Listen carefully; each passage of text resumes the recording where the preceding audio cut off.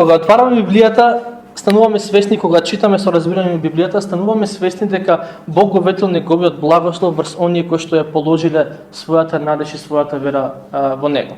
И верувам дека секој еден од нас го има доживено тоа. Што значи да го доживееш Божјиот благослов, да доживееш Божјата заштита, Божјиот мир, неговото присуство и така натаму. И тоа е навистина голема привилегија и некој пат за жал го земе тоа здраво за готово, ама добро од време да запреме со се што правиме во животот и само за момент да размислиме дека Создателот на се, видливо и невидливо, и оној кој што поради верата во Христос ме нарекува син, те нарекува кирка. Тоа не е мала работа. Ти ќе видиш некоја природа која што ќе те остави без зборови, некоја убавина, и ако си во Христос слободно можеш да речеш татко ми го направи ова. Ето, обично некој пат децата, обично кога се мали, се гордеат со своите родители, со тоа што неите родители го постигнуваат. И кажат ко, види го татко ми колку е силен, види го татко ми што работи, види го татко ми така на 1, 2, 3, 4. Некои причини се даваат поради кои што се горди на своите родители, на таткото или на мајката. Кога ќе отидеме во природа, кога ќе отидеме во градски парк и кога видиме сето тоа зеленило, може слободно да речеме татко ми го направи тоа. Татко ми е тој кој што е создател на се што постои. Се видливо и се невидливо. Така што во Библијата Бог ни го ветува неговиот благослов, на оние кои што веруваат во него. Ама има и на друга реалност во Библијата, која што исто така би било добро да бидеме свесни за неа, а тоа е дека Библијата е многу реална со нас и ни ги кажува нештата такви какви што се. Кажувајќи ги нештата такви како што се, Библијата не потсетува на реалноста дека живееме во грешен свет и живееме во свет кој што е под влијание на гревот. И тоа неминовно значи дека луѓето кои што живеат на овој свет, без разлика која е нивната вера, дали имаат верата во Бог, или пак речат мене не ме интересира Бог, значи тоа не постои така натаму, ама секој човек што живее на овој свет ќе минува низ неволи.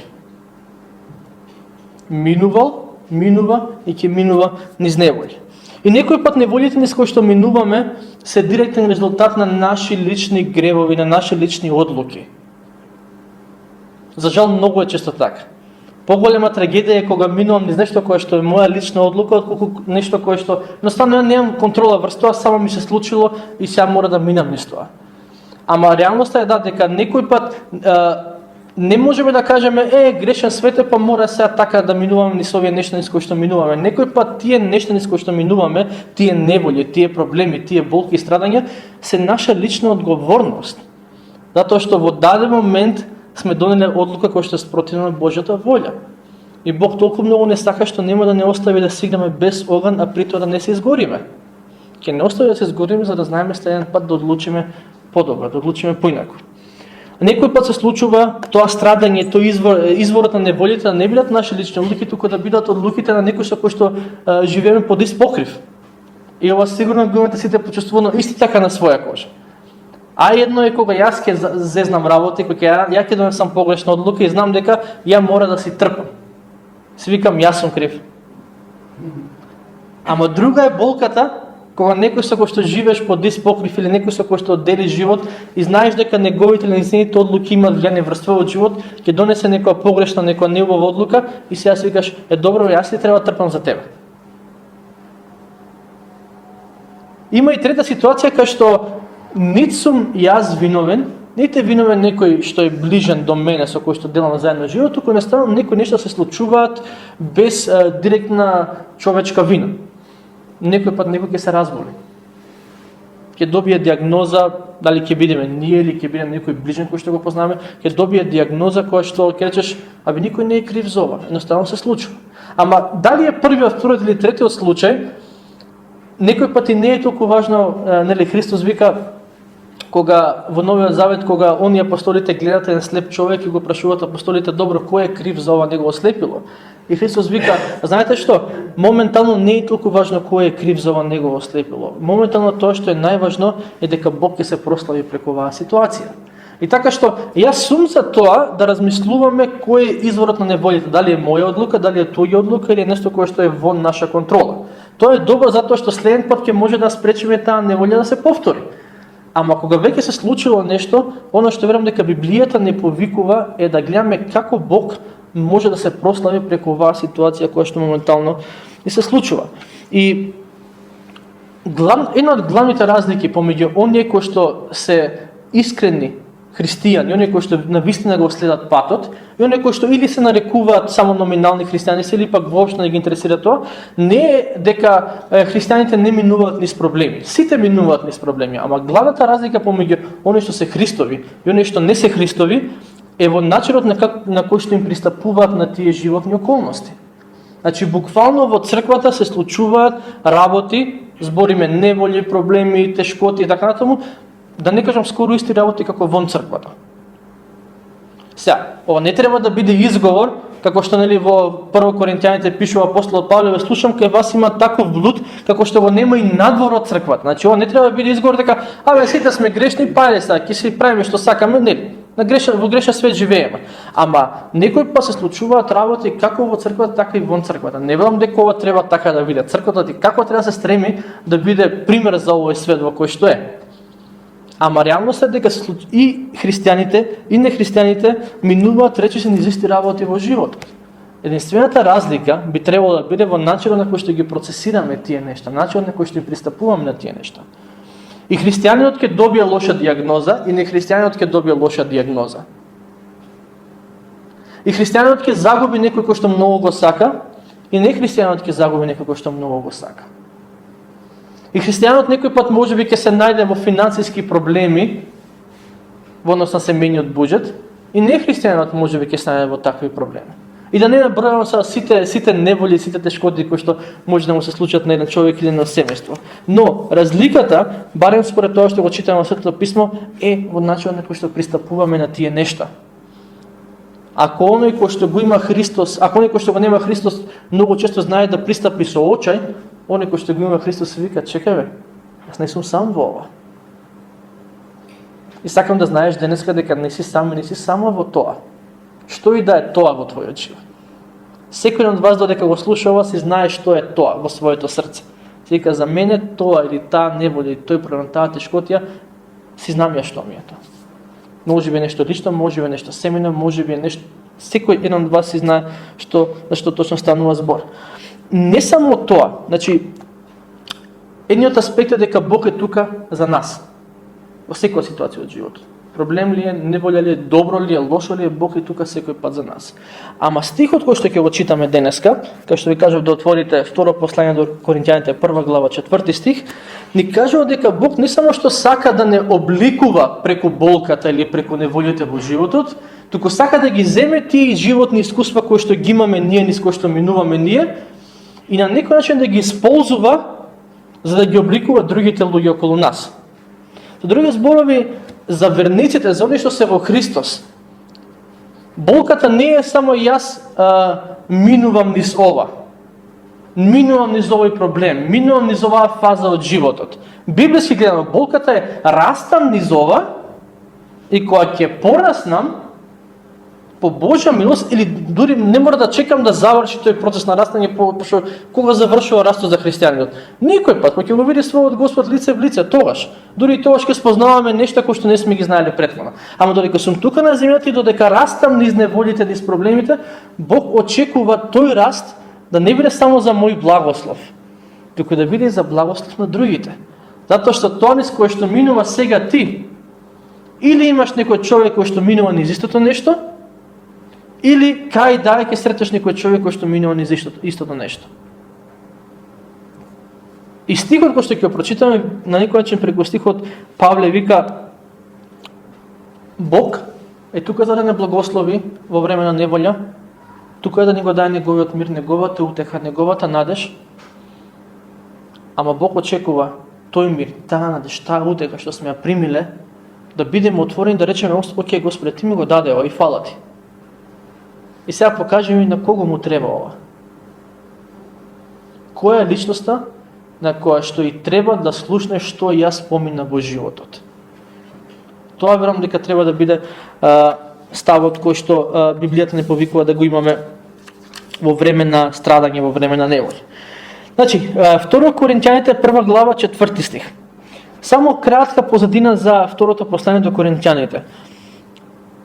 Главната тема од главните теми е страдањето и верата. Зошто? Затоа што знаете како иде отприлика дела апостолски кои ќе прочитате, како иде отприлика започнувањето и функционирањето на првите цркви. Оди апостолот Павле во некој град, проповеда таму, има група на луѓе кои што прифаќаат христијанската порака и со тоа се основа црква. Седи он таму некој време во еден град, толку време во друг град, малце помалку или повеќе време, седи некој време да ги обучи христијаните како да продолжат напред, станува, оди во друг град. Го прави истото таму, оди во трет град и така натаму. Сега, тоа што често се случувало е дека после Павле знаеле да дојдат некои други луѓе, кои што ги знаеме ние од перспектива од денешна перспектива како лажни учители. Значи он почнува нешто, го гради, го остава да функционира и доаѓаат после некои други после него некои други луѓе кои што ораат после него. И во црквата во Коринт доаѓаат некои кои што апостолот Павле во второ послание до Коринќаните ги нарекува лажни апостоли. Ќе го приметите таа фраза, ќе приметите лажни апостоли. И еве што проповедале тие, покрај другото. Значи они доаѓаат со некој пунакво евангелие. И тоа евангелие покрај другото го вели ова: оној кој што верува во Христос, оној кој што му е посветен на Бог, оној кој што му служи на Бог, нема да има проблеми во животот. Нема да има страдања, нема да има болки, секој му тера како што треба. Од денешна перспектива ние тоа го нарекуваме евангелие на просперитет. И доаѓаат овие луѓе во Коринт и викаат: чекајте ние да ви кажеме, Павле окей, добар си е Павле, знаете, има овој проповеди, ете го се труди човек и така, ама Павле има еден проблем. Тоа што страда не е од Бог. Тоа што го прогонуваат поради верата. Тоа што има трн во телото, се сеќавате второ послание Коринќаните е за трнот во телото, кој што го има Павле, кој што не знаеме што било, ама поинтата е Павле има одредена болка. И они викаат: самото тоа што Павле му се случуваат вакви турбуленции во животот, значи дека Павле не е во Божјата волја. И сега се разбира апостолот, ако некој страдал за Христос, и ако некој стварно бил посветен на Христос во Новиот Завет, тоа бил апостол Павле. И мој криво се, човеков го предал цел живот за Христос, го каменуваат, го тепаат за Христос, и одеднаш некој да рече: овој не е прав верник. И како реакција на тие лажни учења, апостолот Павле го пишува второто послание до Коринќаните. И не само што вика дека тоа не се во право лажните апостоли, туку баш напротив Павле вика: да, тие што му веруваат на Бог и така како ќе минуваат ни страдања. Само он дава еден пунаков аргумент. И аргументот е во 1 глава 4 стих. Истиот аргумент го повторува и понатаму во останатиот дел од посланието. И вика вака, 1 глава 4 стих, второ Коринќаните. Вика: тој не утешува при секоја наша неволја. Не негира, не вика Бог не ни дава неволја. Не. И така како ни дава неволја? Вика Бог ни утешува, не ни дава. Бог ги дозволува неволјите. Ама вика кога се случуваат тие неволји, вика Бог не утешува при секоја наша неволја. Те ние да можеме да ги утешиме сите оние кои се во неволја, со онаа утеха со која Бог не утешува нас самите. Од една страна се лажните апостоли кои што викаат: ако веруваш во Бог, ништо нема да ти биде лошо, нема ни зам да те боли, ни глава да те боли, а камоли па нешто повеќето. Од друга страна е апостол Павле кој што вика: не, малце ги измешале брзините овие луѓе. Оние кои што веруваат во Бог, пак ќе речам, кога збориме за неволји, за изворот на неволји, имајте го на ум тоа што го спомнав на почетокот, дека има на некој начин три извори на неволја. Едното е тоа што јас сум го одлучил, другото е тоа што другите го одлучили и го направиле, и третото е вон моја контрола. Ама ако Павле зборува за неволја, јас верувам дека зборува за тоа што другите го прават, има влијание врз нас и за тоа што е вон наша контрола. Иако дури кога ние ќе одлучиме да направиме нешто што не е согласно Божјата волја и ќе заглавиме во одредена ситуација, верувам дека сте почувствувале дека Бог и тогаш ни дава утеха. Ама ќе носи малце да потрпиме. Ќе носите малце се соочиме со последиците од нашите одлуки, од нашите греови, и после тоа ќе дојде и како, не знам, како родител, Бошо Бог, буквално родител, како родител кој што ќе го остави детето да падне, после ќе дојде, ќе го крене и ќе му превие раната. Ама апостолот Павле вели: Бог не утешува. И не само што не утешува, туку и преку таа утеха Бог на некој начин не повикува. лажите апостоли викаат тој што верува во Бог нема да има проблеми, апостол Павле вика не, баш напротив. Проблемите се прилика за две нешта. Прво, да почувствувам Божјата утеха и Божјата близина, и второ, проблемите се прилика да го почувствуваме Божјиот повик. Бог не утешува и Бог не повикува да ги утешуваме другите. И сега, кога Павле зборува за неволи, мислам дека првично се однесува на страдањата и на прогонствата кои што ги доживува заради верата. Бидејќи за разлика од него ние денес немаме прогонства поради верата.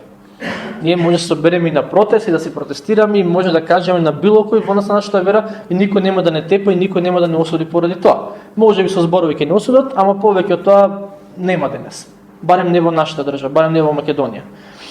Ама кога Павле вели Бог ни утешува при секоја наша неволја, он првично мисли на прогонство. Ама мислам дека не мисли само на прогонство. Затоа што ќе се сетите дека што го спомнав трното во телото, за кој што пише мислам дека 8 или 9 глава. Павле вика на некој начин, имам ја трн во телото, тешко ми е, многу ми тешко во пред од животот, ама преку таа ситуација Бог вика мојата сила се покажува тогаш кога ти си слаб. Со други зборови, и тогаш кога имам не само неволји од надвор кога ме прогонуваат заради Христос, и внатре кога ме боцка нешто, кога нешто ми прави да ми биде неугодно, и во тие моменти и во такви околности Бог прави да чувствувам неговата утеха. Затоа вели Павле дека тој ни утешува при секоја наша неволја. Не само при некои неволји, не само кога ме прогонуваат поради верата, туку и кога чувствувам некој немир во себе. Не само кога некој нешто ќе направи и тогаш Бог ми ја дава неговата утеха и тоа нешто ќе ме повреди. Туку и кога јас ќе направам нешто и ќе се повредам сам себе, Бог ќе ме остави да ги доживам последиците на тоа, ама после некој време Павле што вели? При секоја наша утеха. Секоја, значи секоја. При секоја наша неволја, значи каква и да е таа неволја, Павле вели Бог е тука за нас. Каква и да е. Буквално каква и да е. Некој пат, за жал, ние си викаме, да, знам дека Бог ме избавил од многу неволји во животот, ама ова што ми се случило сега многу е големо. За Бог нема големо мало. Има само, имаш неволја? Имам. Дојди кај Бог и очекува неговата утеха. И некој пат, како што апостолите велеле, лажните апостоли во тоа време велеле, оној кој што верува во Бог нема да има никакви проблеми. Некој пат и ние денеска ќе бидеме искушувани можеби од ближните, а можеби некој пат и само во себе некој глас ќе не дојде ќе рече кај ти е Бог сега во ситуацијава? Нели веруваш во него? Ако веруваш во него, зошто го имаш ова страдање? Зошто го имаш овој проблем? Зошто имаш оваа неволја? Некој пат луѓето кои што ви сведочите, кои што се против вашата вера, ќе ви го кажат тоа. Добро, кај ти е Бог сега? И апостолот Павле вели: тука е. Бог е тука со мене во болката. Не само што е тука со мене, ова е прилика да искусам неговата утеха, ама исто така ова е прилика да почувствувам што е тоа за кое што Бог ме повикува. Бидејќи многу често во животот болката е многу тесно поврзана со нашиот повик. Барем делумно. Тоа низ кое што си минал, е тоа низ кое што некој друг минува и Бог ти вика: сега сваќаш зошто го помина тоа покрај другото.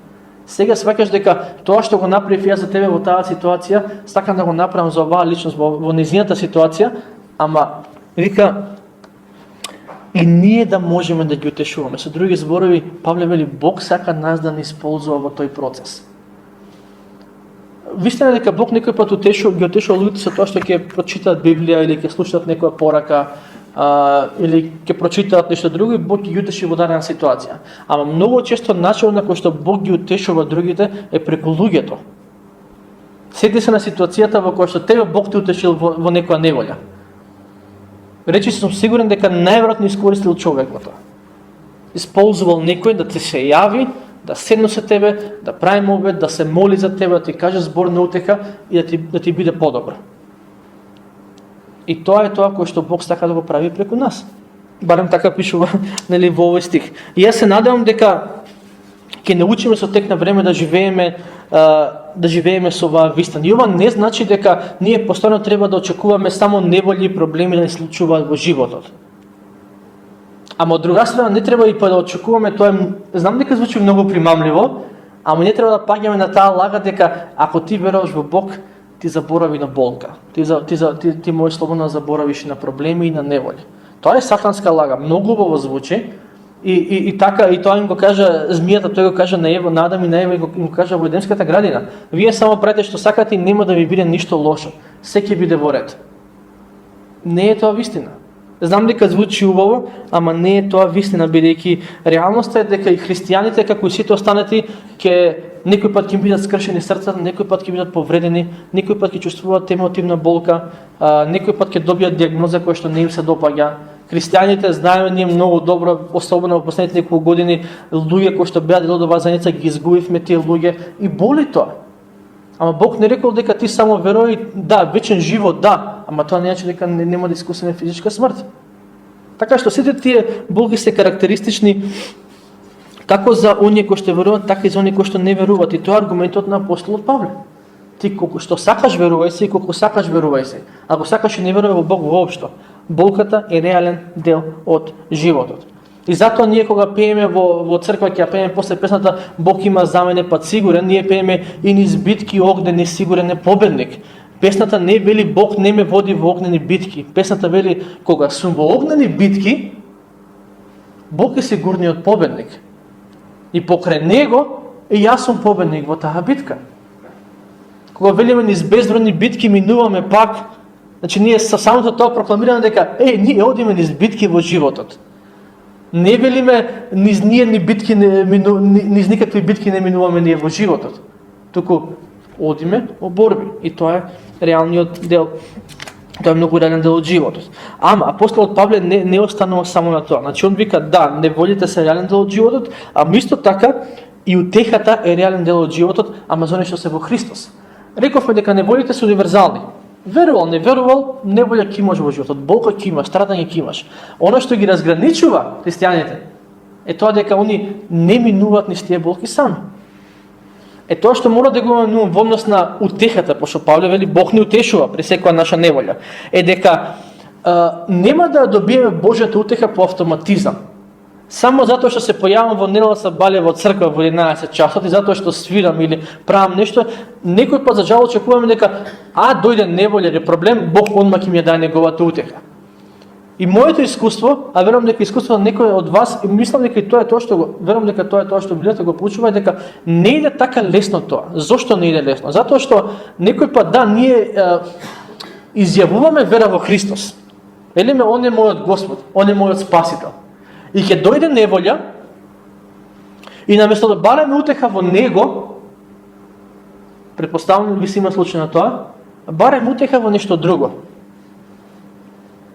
Бараме утеха во некој друг. Доаѓа неволја, ми треба Божјиот мир, ми треба надеж, ми треба утеха, ми треба охрабрување, ама наместо да ја барам кај Бог во молитва, во славење, во читање, во размислување за Божјиот збор, јас се свртам кон луѓето. Се свртам кон муавети. Се свртам кон интернет. Се свртам кон телевизија. Се свртам можеби кон некој порок. Било што, секој од нас знае што е тоа. Ја може колку сакам да исповедам вера во Христос. За време на неволја, ако не додам кај него, не ја барам и онака да ја очекувам, ти дај ми го ова, Бог нема да го даде.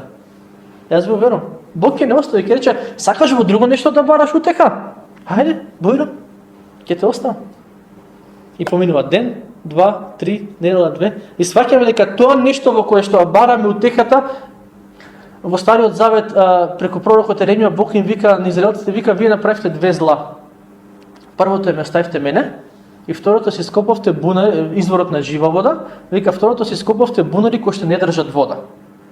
Со други збори им вика Бог на израелците, се тргнавте од мене и почнавте да си барате утеха и задоволство во други нешта, во други богове. И баравте и трчавте по тие нешта и ништо од тоа.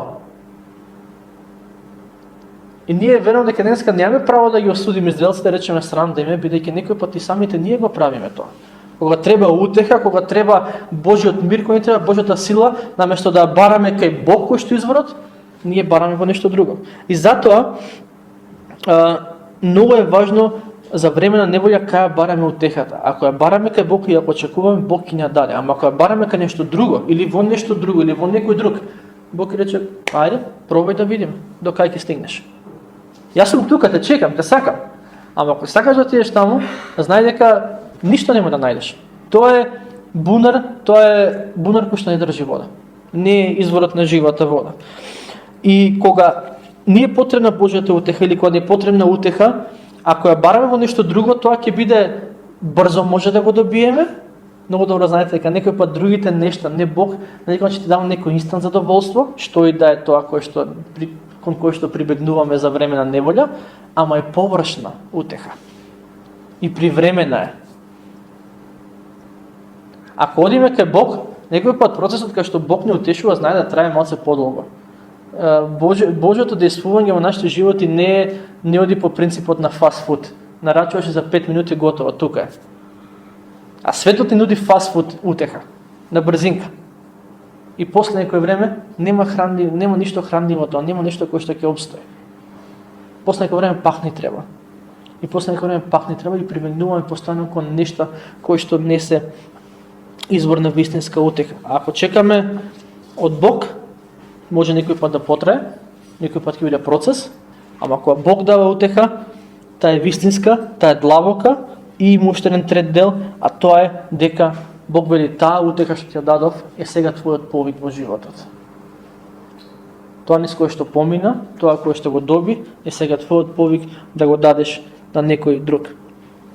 Не знам дали сте ја читале книгата, ако не, топла препорака ви е да читате книгата Животен повик од Ос Гинис. Има во Метаноја, така малце поголема книга е, ама многу добра книга. Животен повик од Ос Гинис. Има многу интересно нешто во таа книга, мислам христијанска е по содржина. Ама има една главна премиса која што многу ми се допаѓа во таа книга, а тоа е следнава. Гинис вели вака: Бог има два повици за секој човек. Буквално, за секој човек има два универзални повици. Првиот повик е повик кон себе, тоа е повикот за спасение, и вториот повик е повик кон другите. Значи Бог ме повика прво кон себе и потоа ме вика оди сега кај другите и тоа е повикот за службата. Не можеме да го одговориме вториот повик ако не го одговориме, ако прво не одговориме, хронолошки да прво иде првиот, а после иде вториот. Ама во контекст на овој стих, додека размислував за овој стих и размислував и за таа премиса дека прво Бог ме повика кон себе и после ми вика тоа што го доби оди кажи го на другите. И тоа многу добро се вклопува со овој стих. Бидејќи апостолот Павле вели вака: ние минуваме низ неволи и во тие неволи Бог не теши, односно не приближува кон себе. И многу добро знаете дека неволјата е најдобрата околност кај што може да почувствувате Божјата љубов и Божјата утеха. Апостолот Павле вели прво Бог не повика кон себе, сака да не прегрне, сака да не утеши во таа ситуација. И кога ќе добиеме таа негова утеха и таа негова љубов и таа негова радост и надеж, апостолот Павле вели, тај ние да можеме да ги утешуваме другите, со истата таа утеха со која што Бог нас не утеши. Со други зборови, за време на неволја Бог прво ме повика кон себе и потоа ми вика, знаеш што, има и други. Има и други и сакам ти да отидеш кај нив. Така што ова е на некој начин во неволите можеме да го пронајдеме својот животен повик или барем делумно можеме да го пронајдеме својот животен повик. Често луѓето се викаат, ја не знам Бог зашто ме повикал мене во животот. И вистина е дека во Новиот Завет има духовни дарови, Новиот Завет инсистира дека секој новороден верник има духовен дар и треба да го даде тој духовен дар во локалната заедница, за да функционира телото како што треба да функционира, и тоа е дел од твојот повик. А има и друг повик.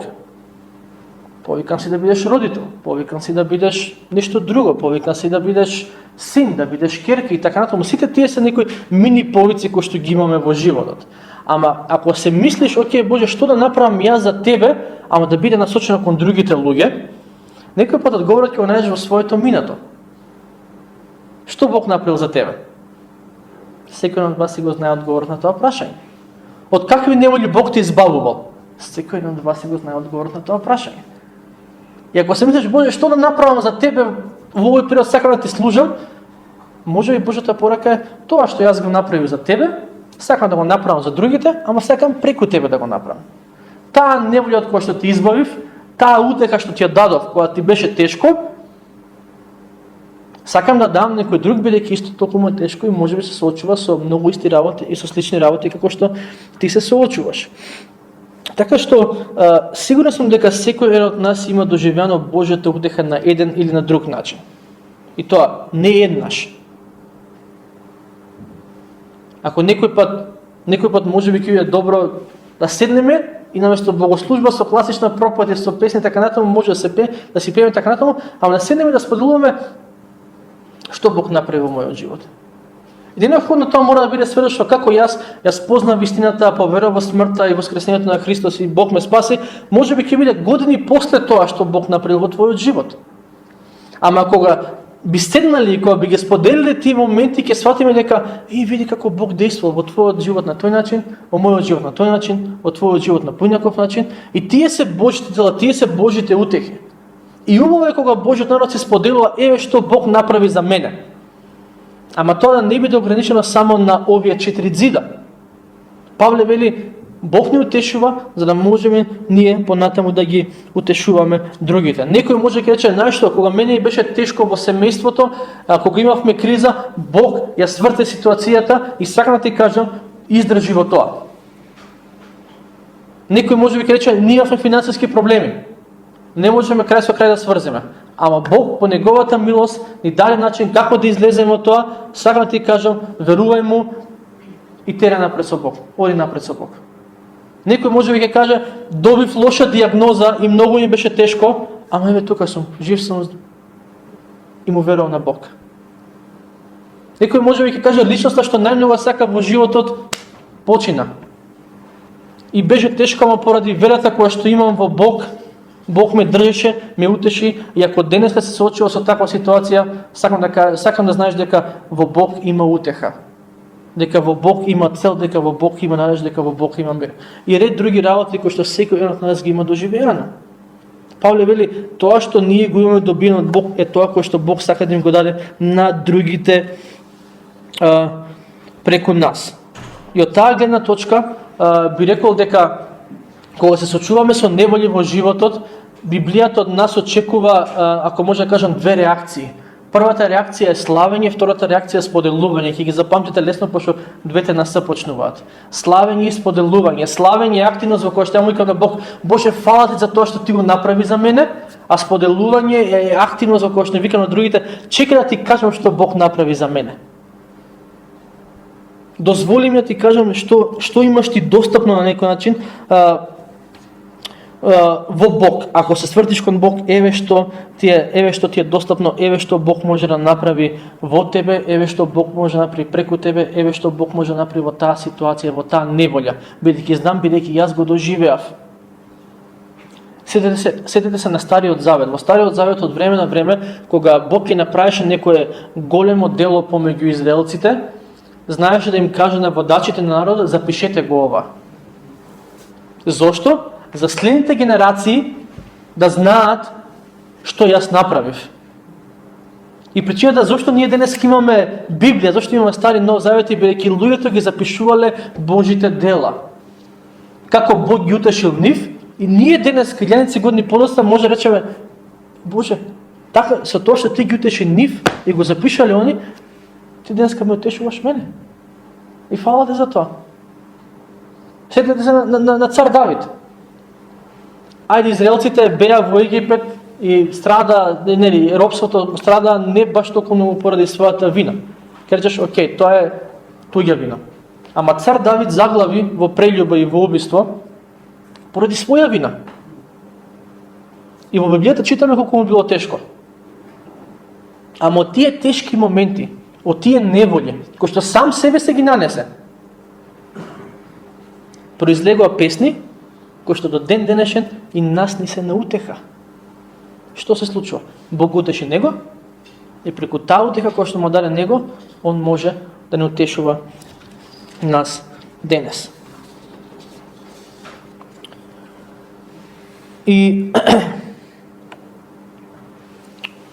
Добро е да учиме од ликовите во Стариот Завет, добро е да учиме од ликовите во Новиот Завет, ама реалноста е дека Бог ни дал и околу нас ни дал луѓе од кои што можеме да учиме. Цар Давид заглавил во одредена ситуација поради своји одлуки, поради своите гревови, и Бог го утешил во таа ситуација. И тоа е на утеха и за нас денес. Мојсей заглави со народот не поради негова вина, поради туѓа вина на некој начин беше, ама сепак Бог му даде утеха. И он можеше да сведочи дека еве како Бог действуваше во нас. Еве како Бог ни избави од Египет. Ама интересното тоа е што во однос на Мојсей е дека Мојсей ги водеше израелците 40 години низ пустината. Пред да ги води 40 години во пустината, Мојсей живееше 40 години во пустината. Бог го припремаше 40 години. Ке сета неговиот живот. Значи може неговиот живот да се подели на 3 дела. И секој од нив трае по 40 години. Од прилика. Првите 40 години во Египет, во палатата, кај фараонот, на убаво. Вторите 40 години во пустина. И Мојсей беше тип на човек кој што 40 години имаше да научи пустината. Што значи да живееш во пустина? Пред да ги земе, ако може така да кажам, за рака израелците, над 2 милиони луѓе. Замислете, некој цела Македонија да води во пустина. Не може 100 луѓе не може да ги водиш во пустина, 5 души не може да ги водиш во пустина, камоли 2 милиони луѓе. 40 години неговата припрема траеше. И ако Мојсей може да чека 40 години, верувам дека можеме и ние да почекаме. За тоа што Бог го прави во нас. И преку нас. И после тоа Бог му даде да го води народот, и после тоа Бог му даде да ги утеши како што он доби утеха.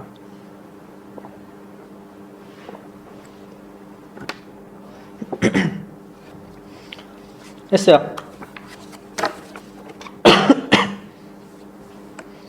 Бог не само што ни дал во Стариот и во Новиот Завет луѓе од кои што можеме да учиме, Бог ни дал и луѓе околу нас од кои што можеме да учиме. Јас сум за читање на Библијата. Секоја недела мислам дека, предпоставам сватите веќе дека трубиме од проповедална дека треба да се чита Библијата, дека треба да ја поручуваме, дека е корисна и така натаму. И треба да читаме.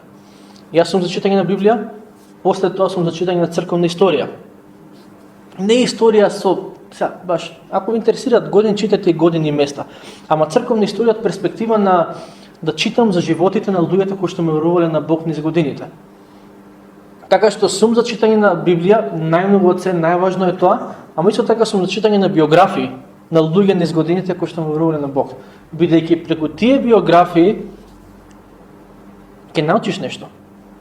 Ќе научиш како Бог действувал во животите на други луѓе. Чисто животи не се запишани тука, ама сепак се важни, имале големо влијание.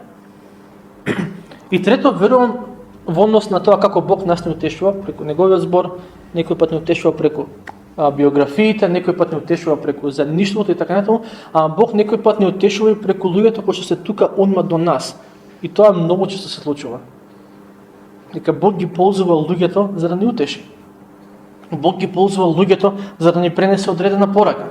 Ние можеме денеска да размислуваме за тоа како Бог го минал Мојсей 40 години низ пустината, за после тоа со истата таа утеха, со тоа Божјо присуство кое што го доживеа, да ги води израелците 40 години. И слава на Бог за тоа. Ние денеска може да збориме за цар Давид. Направил грев човекот, ја почувствувал Божјата утеха и после тоа ни утешува преку неговите псалми до ден денешен.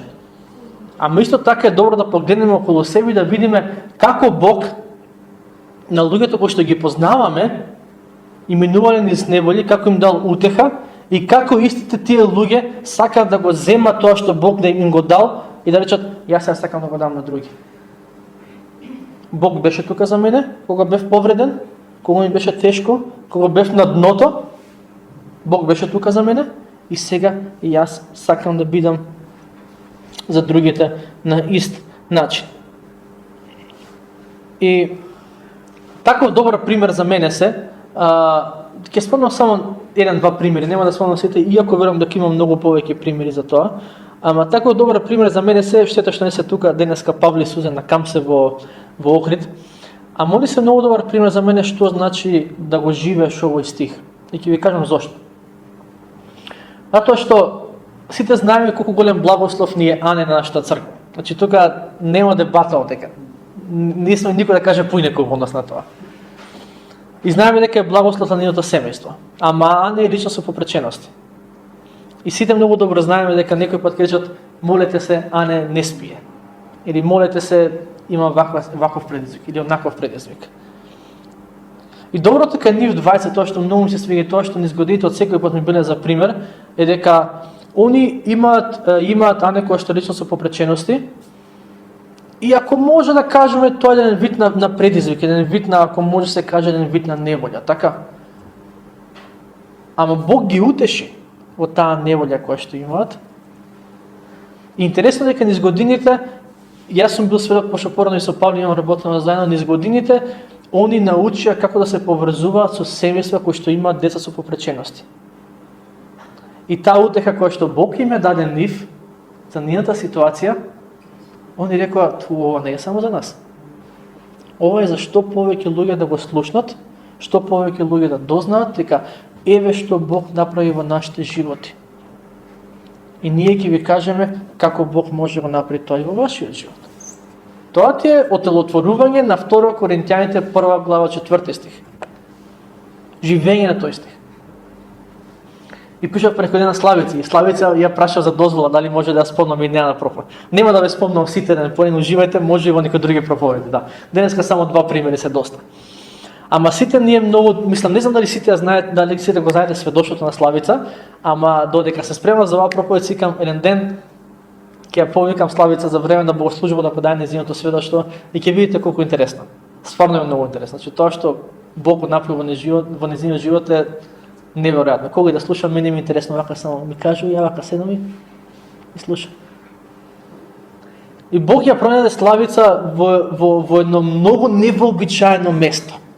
Ја, значи, обично, кога мислиш дека Бог те пронашол некаде на плажа или те пронашол некаде кога се дошол во црква, па ангелски хорови, пееле, па леле шо била музиката, те допрел и те спасил.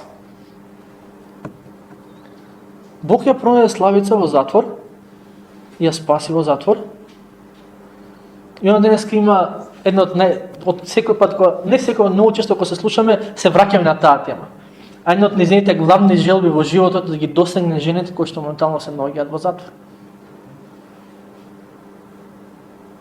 Во таа неволја Бог ја утеши, Бог ја спаси, Бог ја се објави и она слави за тоа, ама сака и да сподели за тоа. И мене ми е пример.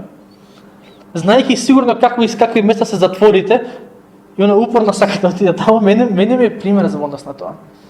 Дека таа утеха која што добила од Бог сака да ја сподели со другите. И пак нема да набројам се секој од вас низ кој како ни што минал или ни што минува, ама поентата е дека секој еден од нас верувам дека треба да си размисли што е тоа низ кој што јас минав во животот. Сигурно сум дека тој одговор ќе има многу подточки ќе има тој одговор. Ама кои се неволите во кои што Бог ме утеши? Или некој пат, може би ќе биде, која е неволјата во која што Бог моментално ме теши. Па ќе кажам, не треба да чекаме само, Бог ме утеши, таа глава од животот е завршена и сега ќе може да сведочам за Бог. Не, некој пат додека се пишува таа глава, Бог сака да сведочиш. Бог сака да кажеш, еве што ми зборува сега во оваа ситуација. Еве како Бог ми го дава неговиот мир во оваа ситуација. И кога секој од нас ќе си одговори во однос на тоа, во однос на неволите, верувам дека тука ќе најдеме нашиот повик, покрај другото. Значи, секој од нас има повеќе повици во животот, ама во однос на тоа ништо сум минал, многу често повикот ќе го најдеме таму баш, во тоа во што сме минале. И ѓаволот, за жал, некој пат ќе дојде и ќе ти рече, ти немаш што да дадеш. Што ќе дадеш ти, бе? ако си примил нешто од Бог, а сигурно си примил, сигурно си примила, ти имаш што да дадеш. Едноставно дај го тоа што си го примил. Ова е како кога гледате Олимпијада имате трчање со штафета, така. Значи едниот ја прима штафетата и му дава на другиот, па другиот ја зема и така натаму. Утехата која што Бог ни ја дава, вие трчање со штафета. Ти трчаш. Животот е како трка, ти трчаш, ја добиваш штафетата, тоа што Бог ти го дал, тоа е Божјата утеха и ти ја даваш на друг. Не губиш со тоа што даваш на друг. Туку сите заедно победуваме. И знам дека на сите нас повеќе ни се допаѓа идејата дека оние што веруваат во Бог нема да имаат проблеми, нема да имаат неволи, ама тоа е само некој идеал во нашата глава и нема никаква врска со реалноста. Реалноста е следна, Бог вели да, како сите останати и ти ќе минуваш низ неволи, ама тоа што сакам да го знаеше, ако си во Христос, прво нема да бидеш сам и нема да бидеш само во тие неволи, и исто така Бог ќе те обликува преку тие неволи и ако му дозволиш, тој ќе те исползува тебе за да ги обликува другите преку тоа искуство кое што Бог ти го дал и преку таа утеха и таа надеж кој што Бог ти ја дал тогаш кога ти било тешко.